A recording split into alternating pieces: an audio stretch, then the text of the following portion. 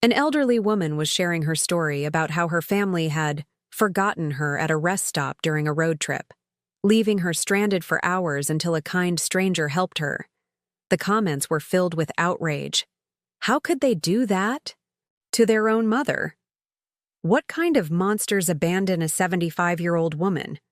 What made my blood run cold wasn't just the cruelty of the story, it was that I was reading it while sitting in the exact same gas station where my own son's family had driven away and left me just 3 days ago. But here's what they didn't know when they abandoned their 70-year-old mother on Highway 85. I wasn't just some helpless old woman they could discard. I was the woman who still held the deed to the house they thought they owned.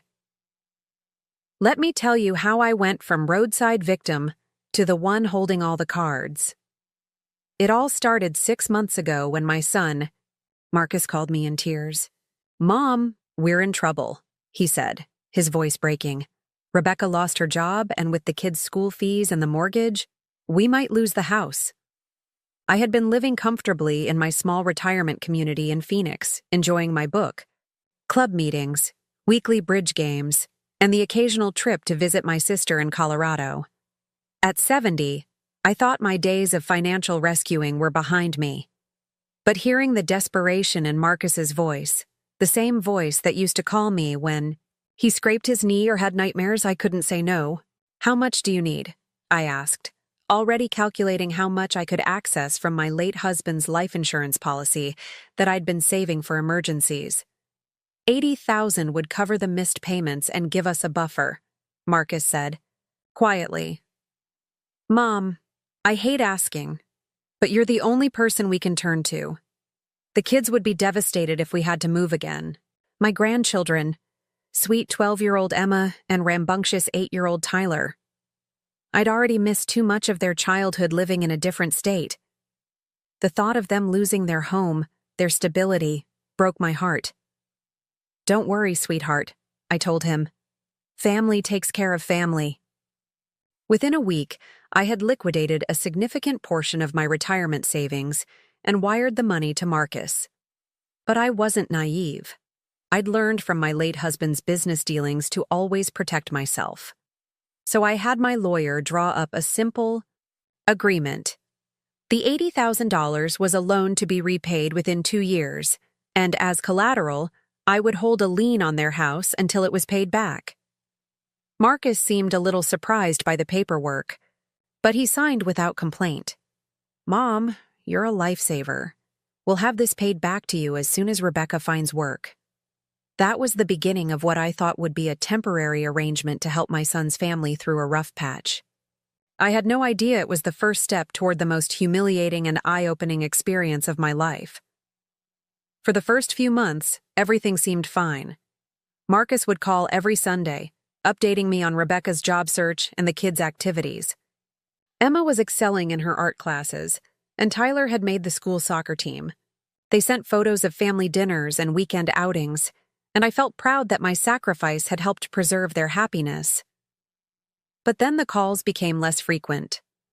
When I did speak to Marcus, he seemed distracted, often cutting conversations short because they were heading out or in the middle of something. Rebecca, who used to chat with me during our calls, suddenly was never available when I phoned. "Is everything okay?"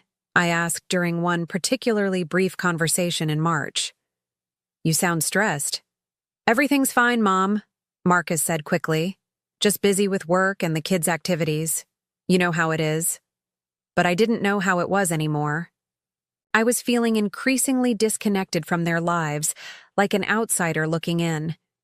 When I suggested visiting for Tyler's birthday in April, Marcus hesitated. "Actually, Mom, this isn't the best time. Rebecca's parents are coming, and you know how cramped the house gets. Maybe next month?" Next month came and went without an invitation. When I brought up visiting for Emma's art show, there was another excuse. Rebecca's sister was staying with them. Marcus was traveling for work. The kids had too much homework to enjoy a proper visit. I started to feel like I was being managed rather than loved. Every conversation felt scripted, like Marcus was giving Me just enough information to keep me satisfied without actually letting me into their lives. But I pushed down my doubts. Surely I was overthinking things. They were just busy, just stressed about finances still. It wasn't until Emma accidentally answered Marcus's phone in late May that I got a glimpse of the truth. "Grandma Ruth!" she exclaimed excitedly. "I miss you so much. When are you coming to visit? Daddy keeps saying you're too busy, but I want to show you my room. We painted it purple." My heart clenched. Too busy? I hadn't been told about any room, painting, any of Emma's requests to see me. Before I could respond, I heard Marcus in the background. "Emma, give me the phone, now." "Hi, Mom," Marcus said, slightly breathless. "Sorry, Emma grabbed my phone while I was in the shower." "Marcus," I said carefully, "Emma seems to think I've been too busy to visit. What have you been telling the children?" There was a long pause. "Mom, it's just, you know kids. They mix things up. Look, I'm actually running late for a meeting. Can I call you back later?" He never called back that day, or the next. When I finally reached him 3 days later, he was polite but distant, giving me another update about his job and Rebecca's ongoing search for employment, but nothing about the kids asking for me or any possibility of a visit. That's when I decided to take matters into my own hands. If I wasn't welcome for an extended stay, maybe I could just surprise them with a quick visit. I booked a flight to Denver for the following weekend and rented a car at the airport. The drive to their suburban neighborhood in Thornfield took about an hour, and I spent it imagining the kids' delighted faces when they saw me at the door. Maybe Marcus was just trying to protect me from feeling obligated to visit when money was tight. Maybe Rebecca was embarrassed about their financial situation and didn't want me to see them struggling. But when I pulled into their driveway that Saturday afternoon, the scene before me shattered all my generous assumptions. The house looked nothing like the struggling family home I'd been imagining. The lawn was immaculate, clearly professionally maintained. There was a new BMW in the driveway alongside Marcus's truck, a far cry from the financial desperation he'd been describing. Through the large front windows, I could see expensive-looking furniture and what appeared to be a large flat-screen TV. But the real shock came when I rang the doorbell and heard Rebecca's voice call out, "Marcus, can you get that? I'm busy arranging the flowers for tonight's dinner party." Dinner party? They were entertaining while supposedly struggling to make ends meet on Rebecca's unemployment? Marcus opened the door, and his face went white when he saw me. "Mom! What? What are you doing here?" "Surprising my son and grandchildren," I said, trying to keep my voice light despite the sinking feeling in my stomach. "May I come in?" He glanced nervously over his shoulder before stepping aside. "Of course, it's just, we weren't expecting anyone." As I stepped into the foyer, I could see Rebecca in the kitchen through the open archway. She was arranging an elaborate bouquet in what looked like a very expensive crystal vase. She looked up, saw me, and her expression immediately shifted from relaxed concentration to forced smile. "Ruth, what a surprise," she said, wiping her hands on a kitchen towel that probably cost more than I spent on groceries in a week. "We didn't know you were coming." "I wanted to see the grandchildren," I said, looking around the beautifully appointed living room. "And catch up with all of you. It's been too long." "The kids are at birthday parties," Marcus said quickly. "Both of them. They'll be sorry they missed you." I looked at him carefully. "Both kids at birthday parties? On the same day?" "Different parties," Rebecca chimed in. "Emma's at her friend Madison's house, and Tyler's at a teammate's party." "You know how busy their social calendars are." Something felt wrong, but I couldn't put my finger on exactly what. The house, their demeanor, the convenient absence of the children. It all felt staged somehow. "Well, I can wait," I said, settling into one of their plush armchairs. "I don't have anywhere else to be." I watched Marcus and Rebecca exchange a look, a quick worried glance that they thought I missed. Marcus cleared his throat. Actually, Mom, we have dinner plans tonight. Friends coming over. It's been planned for weeks. The dinner party? I said, remembering Rebecca's earlier comment. Of course. Well, maybe I could take the kids for ice cream tomorrow before I fly back. Tomorrow's really packed, too, Rebecca said apologetically. Emma has art class, and Tyler has a soccer game, and then we promised to visit my parents. Every suggestion I made was met with another conflict, another excuse. After an hour of increasingly awkward conversation, it became clear that I wasn't welcome to stay. They weren't even trying to hide their relief when I finally said I should head back to my hotel. "We're so sorry the timing didn't work out," Marcus said, walking me to the door. "Maybe next time give us a heads up so we can clear our schedules?" As I drove away from their beautiful home in my rental car, I felt sick to my stomach. This wasn't the struggling family I'd been supporting. This was a family that had used my money to maintain, or perhaps upgrade, their lifestyle while keeping me at arm's length, but I still wanted to believe there was an explanation. Maybe Rebecca had found a good job, and they were embarrassed that they hadn't told me yet. Maybe they were planning to surprise me by paying back the loan early. Maybe I was reading too much into a single awkward visit. I decided to extend my trip by a few days and do a little investigating. If they were back on their feet financially, that was wonderful. But I deserved to know the truth about my investment in their lives. What I discovered over the next 3 days changed everything. A quick search of public records showed that Rebecca had not been unemployed. She'd been working at a marketing firm for the past 4 months, earning a salary that was actually higher than her previous job. The BMW in their driveway was purchased 2 months ago, financed with a down payment that coincidentally matched a good portion of the money I'd loaned them. But the real kicker came when I drove past their neighborhood that Sunday and saw Emma and Tyler playing in their front yard, not at the birthday parties or activities that had supposedly made them unavailable during my visit. I sat in my rental car at the end of their street, watching my grandchildren play on the lawn of the house I'd helped save, while processing the fact that my own son had lied to my face to avoid spending time with me. That evening, I called Marcus from my hotel room. "I need to know the truth," I said without preamble. "Is Rebecca working?" There was a long pause.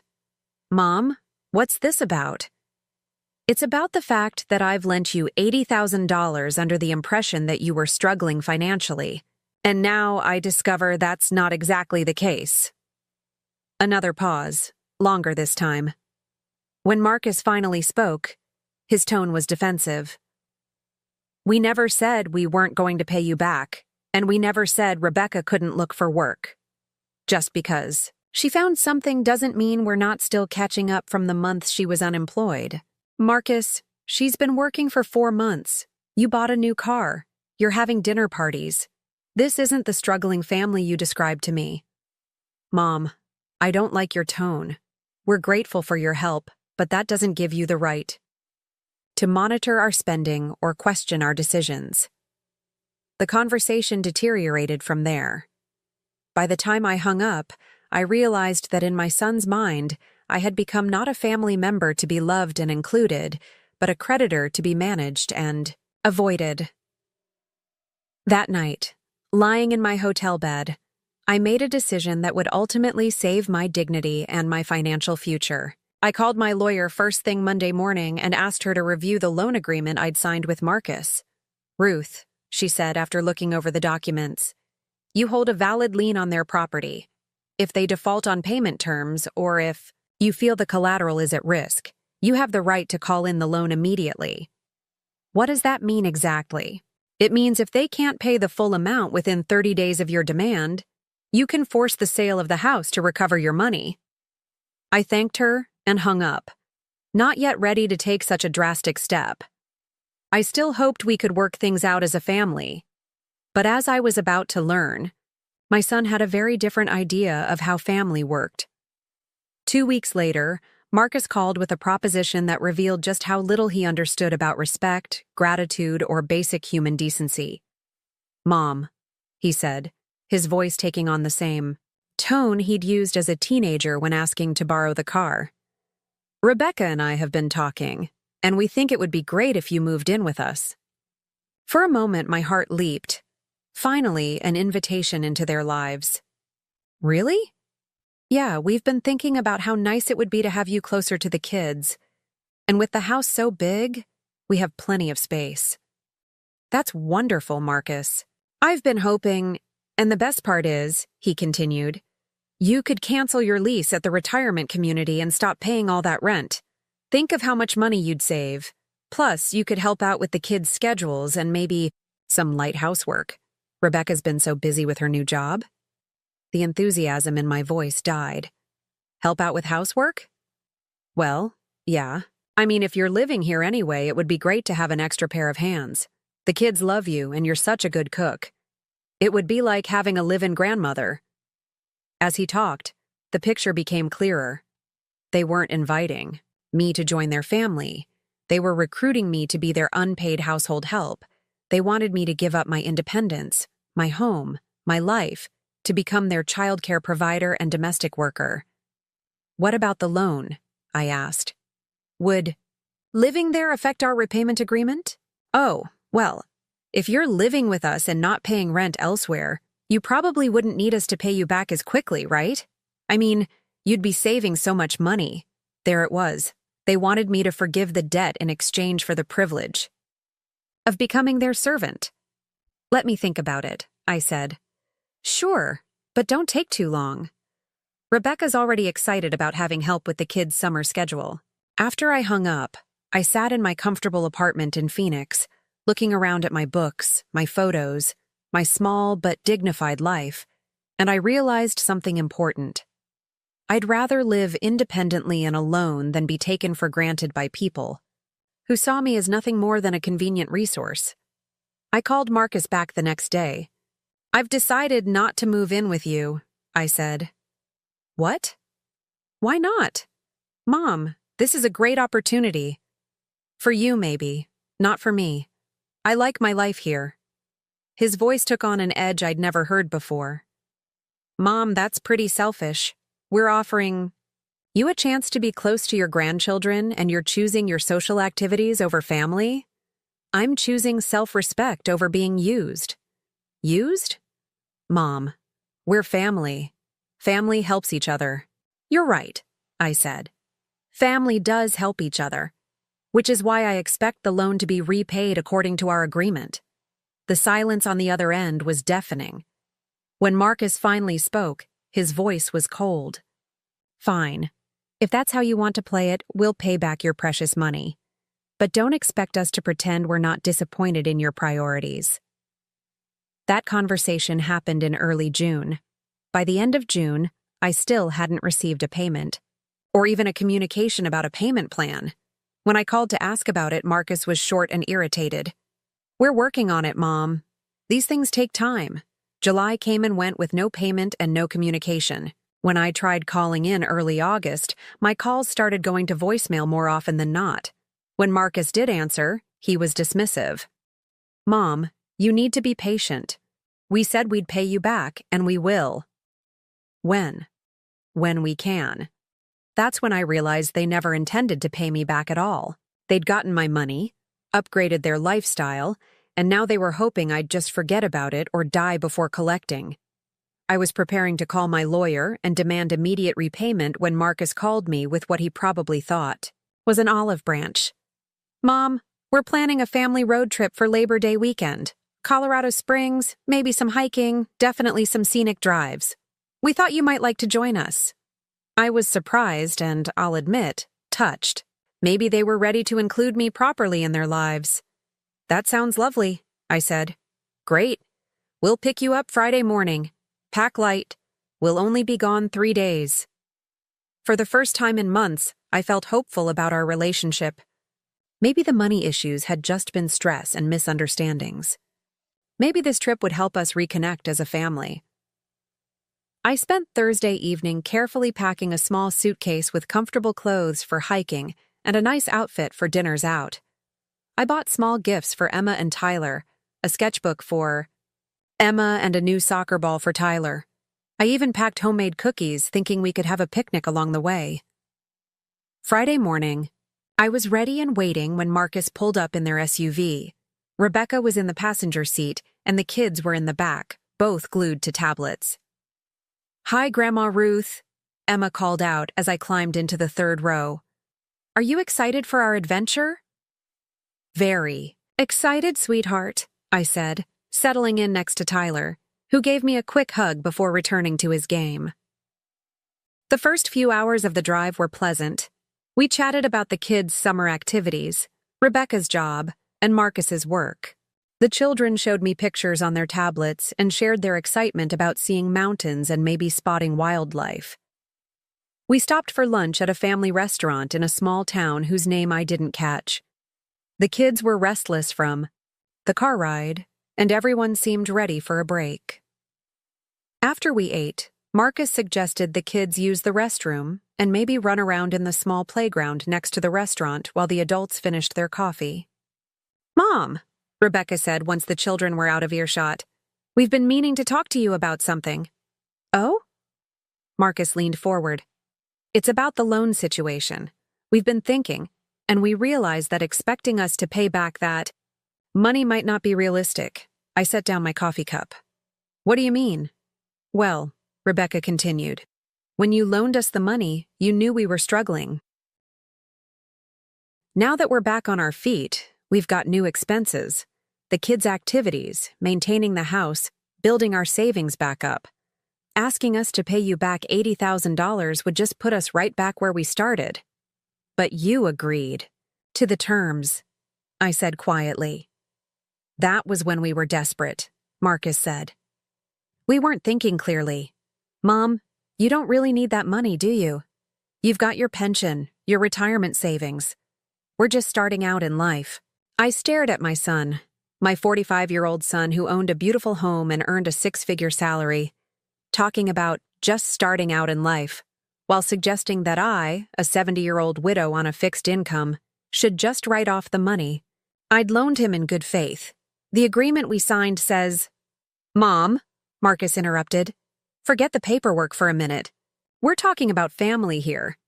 Is money really more important to you than your relationship with your son and grandchildren?" I felt like I'd been slapped. "You're saying that if I expect you to honor your commitment, I'm choosing money over family? We're saying that if you insist on treating us like debtors instead of family, it's going to damage our relationship," Rebecca said. "The kids are already picking up on the tension." I looked out the window at Emma and Tyler playing on the swings, laughing and carefree. "The children don't know anything about this. They know you've been distant," Marcus said. "They know you haven't visited, that you turned down our invitation to move in with us. They're starting to think Grandma Ruth doesn't want to spend time with them." The manipulation was so blatant it took my breath away. They were using my grandchildren's feelings as weapons against me. "I think we should head back to the car," I said, standing up. The rest of the afternoon drive was tense. The children sensed the change in mood and became quieter, asking fewer questions and retreating into their tablets. We stopped for gas and snacks in a small mountain town, and I noticed that Marcus and Rebecca were having whispered conversations while the kids picked out candy. When we got back on the road, Marcus announced that we were going to make one more stop before reaching our hotel. "There's supposed to be an amazing viewpoint just a few miles up this highway," he said. "We can stretch our legs and take some pictures." The viewpoint turned out to be a rest stop on a remote stretch of Highway 85, surrounded by nothing but mountains and sparse trees. There were a few picnic tables, some vending machines, and a small visitor center that appeared to be closed. Only one other car was in the parking lot. "Isn't this beautiful?" Rebecca said as we all climbed out of the SUV. "Kids, go explore a little bit, but stay where we can see you." Emma and Tyler ran off toward the picnic area while the adults stood near the car, admiring the mountain views. I was taking a photo with my phone when I heard car doors slamming. I turned around to see Marcus starting the engine. "What are you doing?" I called out. Rebecca was already in the passenger seat. Through the windshield, I could see Emma and Tyler, in the back seat looking confused. Marcus rolled down his window. "Mom, we've decided this isn't working out. The kids are uncomfortable with all the tension, and frankly, so are we." "What are you talking about?" "Marcus, get out of the car. We think it's better if you find your own way back to Phoenix. Give you some time to think about what's really important." I couldn't believe what I was hearing. "You're leaving me here? In the middle of nowhere?" "There's a visitor center, and I'm sure someone will come along who can help you figure out transportation," Rebecca said through her rolled-down window. "Maybe this will give you some perspective on what family really means." "Marcus," I said, stepping closer to the car. "Don't do this. We can work this out. We already tried, Mom. You made your choice when you chose money over family. Now you can live with the consequences." Emma pressed her face to the window, looking scared and confused. "Daddy, why are we leaving Grandma Ruth?" "We'll explain later, sweetheart," Rebecca said. "Just sit back and buckle your seatbelt." "Wait!" I shouted, but Marcus was already putting the car in drive. I watched in disbelief as my son drove away, taking my grandchildren with him, leaving me standing alone in a remote rest stop with nothing but my purse and the clothes on my back. My suitcase, my medication, my return flight ticket. Everything was in that SUV disappearing down the mountain highway. For several minutes, I just stood there, unable to process what had happened. Then the reality of my situation hit me. I was 70 years old, stranded on a mountain highway, with no transportation and no way to contact anyone except through my cell phone, which showed only one bar of service. That's when I walked into the small gas station attached to the rest stop, bought a cup of coffee with shaking hands, and sat down to figure out what to do next. And that's when I saw the Facebook post about the elderly woman whose family had abandoned her at a rest stop. As I read the outraged comments from strangers who couldn't believe anyone could be so cruel to their own mother, I realized something important. I wasn't going to be a victim of this story. I was going to be the one who fought back. Sitting in that gas station, reading that Facebook post while my coffee grew cold, I felt something shift inside me. The initial shock and hurt were giving way to something harder, more focused. But first, I had to deal with my immediate situation.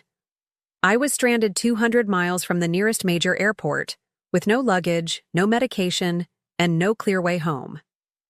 The gas station attendant, a young man named Jake, who couldn't have been more than 25, noticed me sitting there for over an hour and approached with genuine concern. "Ma'am, are you okay? You look like you might need some help." I looked up at this stranger, this young man who was showing me more kindness than my own son had, and felt tears threaten again. But I pushed them back. I couldn't afford to break down now. "My family left me here," I said simply. "I need to figure out how to get back to Phoenix." Jake's eyes widened. "They left you here? Like, abandoned you?" When I nodded, his expression hardened with the same outrage I'd seen in those Facebook comments. "That's messed up. Hold on. Let me see what I can do." For the next hour, Jake became my guardian angel. He called his manager to explain the situation, looked up bus routes and rental car options, and even offered to let me use the station's landline to make calls since my cell service was so poor. My first call was to my sister, Helen in Colorado. When she answered and heard my voice, she immediately knew something was wrong. "Ruth? You sound terrible. What's happened?" I told her everything. The abandoned loan payments, the manipulation, and finally the highway abandonment. The silence on the other end was so long I thought we'd lost connection. "Helen, are you there?" "I'm here," she said, her voice tight with fury.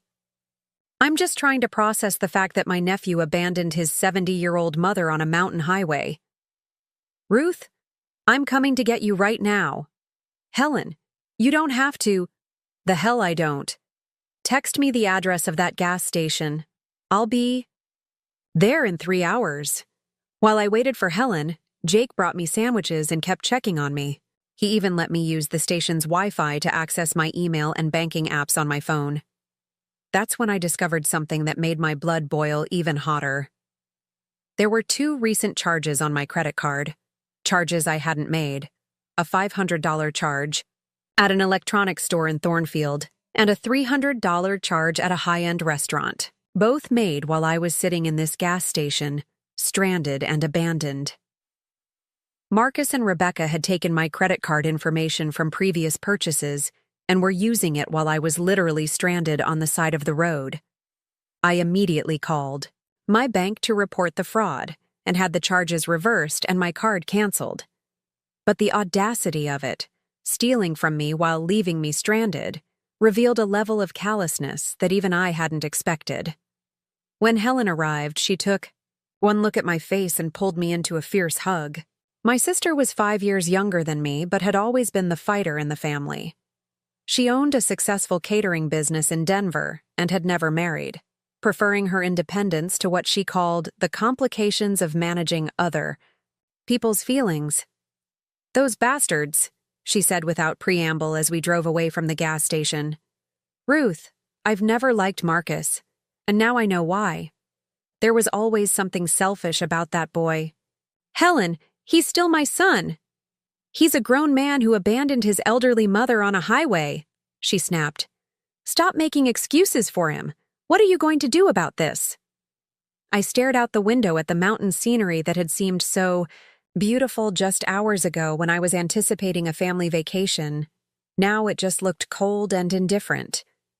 "I don't know," I admitted. "Part of me wants to call him and demand an explanation. Part of me wants to pretend this never happened and just go home." "And what about the money? The $80,000? "I have legal options," I said slowly. "My lawyer explained that I can force the sale of the house if they default on the loan." Helen glanced at me sharply. "Do it." "Helen." "Ruth, listen. To me. I've been watching you let people walk all over you your entire life. First with Charles when he spent money you didn't have on his business ventures. Then with Marcus when he guilted you into paying for everything from college to his wedding to his house down payment. When is enough enough?" She was right, and I knew it. My late husband Charles had been a dreamer who was always one investment away from making it big. I'd spent 30 years enabling his financial fantasies, cleaning up his messes, and rebuilding our savings after his failures. When he died 5 years ago, I'd thought I was finally free to make sensible financial decisions. But then Marcus had come along with his crisis, and I'd fallen right back into the same pattern, sacrificing my security for someone else's comfort. They used my credit card while I was stranded, I told Helen. Spent $800 while I was sitting in that gas station with no way home. Helen's knuckles went white on the steering wheel. "Those absolute pieces of shit. Ruth, promise me you'll call your lawyer tomorrow." "I will," I said, and I meant it. Helen insisted I stay with her that night instead of flying back to Phoenix immediately. She wanted to make sure I was emotionally stable before I made any major decisions. We sat in her cozy kitchen until nearly midnight, drinking wine and talking through everything that had happened. "The thing that kills me," I said, "is that I really thought this trip was their way of trying to repair our relationship. I bought gifts for the kids. I made cookies. I was so hopeful." "They planned this," Helen said bluntly. "Think about it, Ruth. They picked you up, drove you to the middle of nowhere, had that conversation about the loan, and then abandoned you when you didn't cave to their demands. This wasn't a spontaneous decision. This was calculated." The more I thought about it, the more I realized she was right. The location they'd chosen was remote enough that I couldn't easily get help, but not so remote that they could be charged with endangering my life. The timing, after they'd made their demands clear and I'd refused to budge. Even the way they'd manipulated the children, making sure Emma and Tyler saw me being left behind so they'd think Grandma Ruth was the problem. "They wanted to break me," I said quietly. "They thought if they humiliated me enough, scared me enough, I'd come crawling back and agree to anything."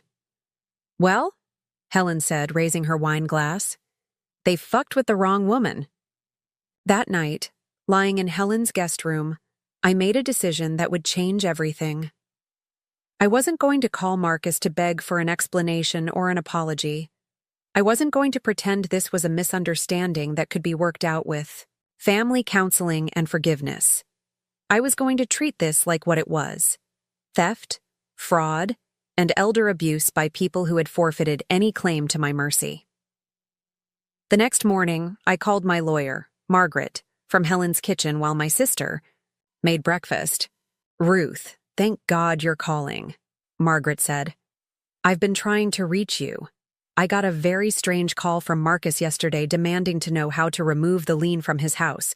When I told him only you could authorize that, he became quite hostile." "He called you?" "He seemed to think the lien was some kind of mistake or oversight. He said you'd agreed to forgive the loan and that I needed to file paperwork immediately to clear the title. When I explained that I'd need written authorization from you, he accused me of overstepping my bounds and threatened to report me to the Bar Association." I felt a cold fury settle in my stomach. "Margaret, I want to call in the loan. Today." "Are you sure?" "Once we start this process, there's no going back. If they can't pay the full amount within 30 days, we'll have to force the sale of the house." "I'm sure. What changed your mind?" I told her about the highway abandonment, the credit card fraud, and Marcus's call to her office. By the time I finished, Margaret was quiet for a long moment. "Ruth," she said finally, "I've been practicing law for 30 years, and I've seen a lot of family financial disputes. But this is elder abuse. Have you considered filing criminal charges?" "I just want my money back and to be left alone."